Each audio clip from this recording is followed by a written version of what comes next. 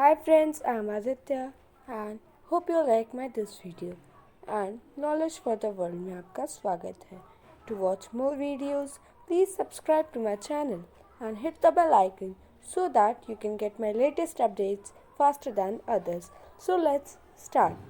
My this video's topic is 10 facts about Japan. So let's start. आधुनिकता के इस दौर में अपनी सुविधा को बढ़ाने के लिए आज लगातार नई मशीन्स और अलग-अलग टेक्नोलॉजीज का निर्माण हो रहा है. टेक्नोलॉजी के क्षेत्र में हर देश अपनी एक अलग पहचान बनाने में लगा हुआ है. भारत में जहां देश की सुरक्षा के लिए दुनिया की सबसे बड़ी मिसाइल का आविष्कार किया गया, वहीं अमेरिका ने एक ऐसा रोबोट बनाया जो दिखने, बात करने और अलग-अलग भावनाओं को महसूस करने में हूबहू इंसान की तरह है. लेकिन इन सब से हटकर जापान एक ऐसा देश है जो खासकर टेक्नोलॉजी की फील्ड में सभी देशों से आगे है.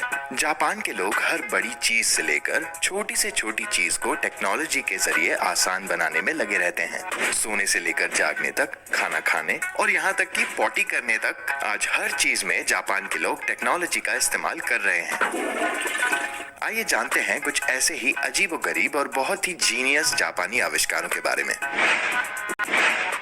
जापानी vending machines. Vending machine ATM की तरह होती है जिसमें कि करेंसी यानी पैसा डालने पर हमें अपनी जरूरत का सामान मिलता है. हमारे देश में ज्यादातर वेंडिंग मशीन्स या तो एयरपोर्ट पर या मेट्रो सिटीज में होती हैं, जो कि सिर्फ कोल्ड ड्रिंक्स और चिप्स जैसी चीजों को बेचने के लिए इस्तेमाल होती हैं, क्योंकि ऐसी चीजें मशीन के जरिए बेचना आसान होता है. लेकिन जापान में पाई जाने वाली वेंडिंग मशीन्स की क्षमता सिर्फ कोल्ड ड्रिंक्स या चिप्स तक सीमित नहीं, बल्कि रेगुलर लाइफ में इस्तेमाल की जाने वाली लगभग सारी चीजों को इनके जरिए खरीदा जा सकता है. इन मशीन्स में अंडे और बर्गर से लेकर जूते और कपड़े जैसी कई तरह की चीजें होती हैं, और एटीएम की तरह ये मशीन्स शहर के अलग अलग जगहों पर मौजूद होने की वजह से रेगुलर लाइफ में इस्तेमाल की जाने वाली वस्तुओं को खरीदना आसान बना देती हैं. अब ऐसे में अगर आप ऑफिस जाते समय टाई या रुमाल जैसी चीजें रखना भूल जाते हैं, तो उसके लिए आपको मार्केट जाने की जरूरत नहीं, बल्कि रास्ते में मिलने वाली किसी भी वेंडिंग मशीन के जरिए आप इन्हें कुछ ही सेकंड्स में खरीद सकते हैं. Sci-fi door. अक्सर हम मॉल्स और होटल्स में अपने आप खुलने वाले दरवाजे देखते हैं, और साई-फाई मूवीज में तो दरवाजों को एक अलग ही स्टाइल की एडवांस टेक्नोलॉजी का दिखाया जाता है. मूवीज में दिखाई जाने वाली टेक्नोलॉजी असली नहीं बल्कि कंप्यूटर द्वारा बनाई जाती है. लेकिन यहाँ भी जापानियों ने काल्पनिक चीजों को असल जिंदगी से लेकर एक ऐसे एडवांस डोर का निर्माण किया जो कि खुलने, बंद होने और सुरक्षा के नजरिए से 4 कदम आगे है. इस दरवाजे का नाम है ETAF ऑटोमेटिक डोर, और ये दरवाजा इंफ्रारेड सेंसर्स की मदद से काम करता है. जब भी कोई व्यक्ति निकलने के लिए इस दरवाजे के नजदीक आता है, तो दरवाजा उस व्यक्ति के शरीर के शेप और साइज के आकार में खुलता है.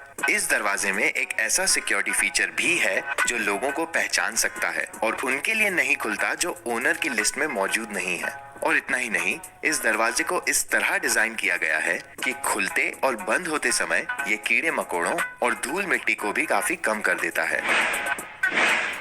Toilet sink. बढ़ती हुई ग्लोबल वार्मिंग और पॉल्यूशन की वजह से पानी की कमी हर देश की एक कॉमन प्रॉब्लम बन गई है. खासकर गर्मियों में हमें पीने का पानी के साथ साथ धोने के पानी की भी कमी आ जाती है, जिसके चलते हमें कई समस्याओं का सामना करना पड़ता है. और आपने देखा होगा, विदेशी टॉयलेट्स में एक फ्लश टैंक जुड़ा होता है जिसमें लगभग 7 से 8 लीटर पानी होता है. हर बार फ्रेश होने के बाद जब हम फ्लश करते हैं तो वो 7 से 8 लीटर साफ पानी यूं ही बर्बाद हो जाता है. पानी की इस तरह से हो रही बर्बादी को जापानियों ने बहुत गंभीरता से लिया और एक ऐसे फ्लश टैंक और सिंक का आविष्कार किया जिसमें साफ पानी की जगह हमारे द्वारा पहले से यूज किए हुए पानी का दोबारा इस्तेमाल हो सके. ये पानी रिसाइकिल करने का वॉश बेसिन है, जो कि हमारे बाथरूमों में पाए जाने वाले साधारण वॉश बेसिन से काफी अलग है. क्योंकि ये टॉयलेट फ्लश के साथ जुड़ा हुआ है, इसके जरिए जब भी हम बेसिन का इस्तेमाल हाथ धोने या किसी भी दूसरे काम के लिए करते हैं, तो वो पानी बर्बाद होने की जगह टॉयलेट के फ्लश टैंक में चला जाता है, और इस तरह से ये पानी फ्लश करने के लिए दोबारा इस्तेमाल हो जाता है. Heated carpet. बदलते मौसम के कारण आपने ये देखा होगा कि ठंड के दिनों में हमारे घर का फर्श काफी ठंडा हो जाता है, जिससे बचने के लिए हम या तो चप्पल या सॉक्स पहनते हैं। कारपेट एक ऐसी चीज है जो कि घर की सुंदरता को भी बढ़ाती है और ये ठंड के मौसम में फर्श को ठंडा होने से भी रोकता है। मगर कारपेट को धोना अपने आप में एक बेहद मुश्किल काम है, लेकिन जापान के लोगों ने एक ऐसे कारपेट का आविष्कार किया है जो कि बाकी दूसरे कारपेट से एकदम हटकर है। ये एक इलेक्ट्रॉनिक कारपेट है, यानी ये बिजली की मदद से गर्म होता है। ठंड के मौसम में ये कारपेट बहुत उपयोगी है। इलेक्ट्रिकली हीटेड होने की वजह से ये हमें गर्मी प्रदान करता है और इसकी गर्मी को 110 डिग्री तक भी एडजस्ट किया जा सकता है। और जहाँ तक सवाल है इसकी साफ सफाई का, तो ये पूरी तरह वाटरप्रूफ और स्टेन रेजिस्टेंट है, यानी कि अगर इस पर पानी या कोई खाने पीने की चीज गिर जाती है तो वो आसानी से साफ भी हो जाती है और दाग भी नहीं छोड़ती। बिना पानी से कपड़े धोने वाली वॉशिंग मशीन। आमतौर पर हमारे घरों में जो वॉशिंग मशीन्स यूज होती हैं, उनमें पानी का इस्तेमाल होता ही है, जिसकी वजह से कपड़े गीले होकर धुलते हैं और हमें बाद में उन्हें सुखाना पड़ता है। इस समस्या से छुटकारा पाने के लिए जापानियों ने कपड़े धोने की एक ऐसी मशीन बनाई जिसमें पानी का इस्तेमाल बिल्कुल भी नहीं होता। गंदे कपड़ों को साफ करने और बैक्टीरिया को मारने के लिए इस मशीन में केमिकल्स पाए जाते हैं जो कि कपड़ों में मौजूद सारे कीटाणुओं को नष्ट कर देते हैं और कपड़े बिना पानी का इस्तेमाल किए हुए ही पूरी तरह साफ और स्वच्छ हो जाते हैं।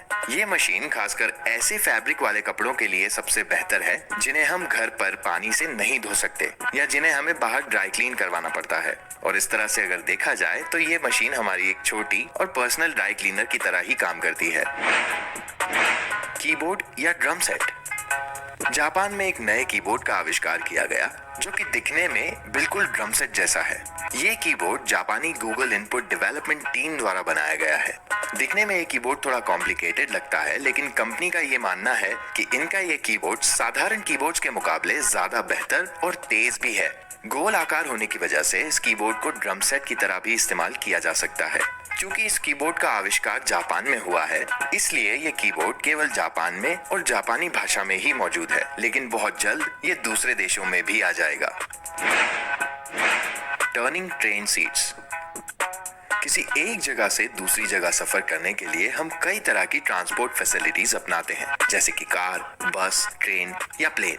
अक्सर ये देखा गया है कि सफर के दौरान कई लोगों को घबराहट, बेचैनी और उल्टी जैसी प्रॉब्लम्स होने लगती हैं।